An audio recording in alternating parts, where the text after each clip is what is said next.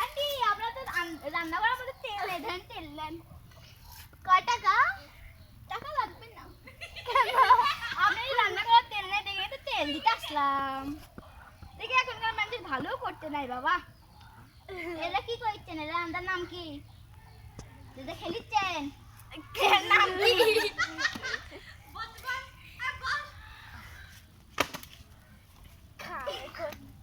খাবো কি স্বাদ সেই স্বাদ আরো বেশি করে খান সেই স্বাদ